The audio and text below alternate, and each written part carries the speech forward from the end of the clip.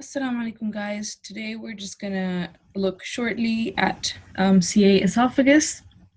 It's present in the medicine syllabus, but it's not a very important topic. But for the sake of completion, we're just gonna go over it.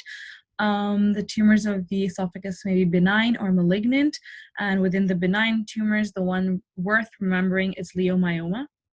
Within the malignant tumors, which are more common, we have the squamous cell carcinoma, which may occur anywhere in the esophagus, and the adenocarcinoma, which occurs in the lower 1/3, and it is actually a complication of the Barrett's esophagus. And the squamous cell carcinoma, if there is a carcinoma in the upper 2/3 of the esophagus, it's most probably a squamous cell carcinoma. Right.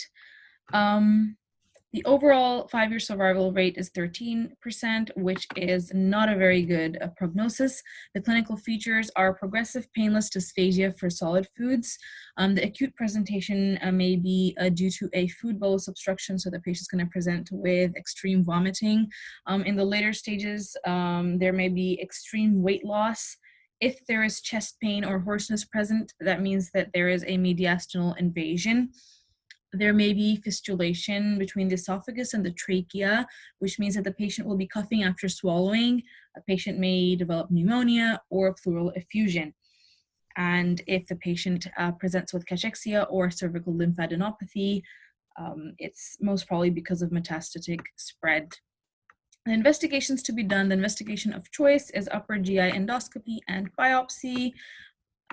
The barium swallow can be done, which shows the length and the size of the stricture, but it has no other useful information. And so once it has been diagnosed that this is in fact CA esophagus, just go ahead with your thoracic and abdominal CT and PET scan to be able to go for the Tnm staging.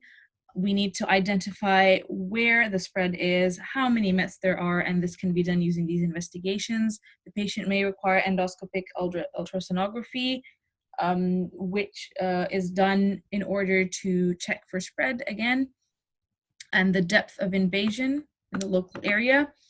The management of choice is surgical resection, and so if the patient does in fact have CA esophagus, you're going to refer them to the surgery department. However, unfortunately, approximately 70% of the patients have extensive disease at presentation, which means that they can only go for palliative treatment, and your main goal at this point is to relieve their pain and dysphagia. You may go for endoscopic laser therapy or self-expanding metallic stents in areas where there's a stricture because of the cancer, and this will improve their swallowing. You can go for palliative radiotherapy, and it may induce the shrinkage of squamous cell carcinoma as well as of adenocarcinoma, but the symptomatic response may be slow. You can improve their quality of life with nutritional support and analgesia, and that's it for today.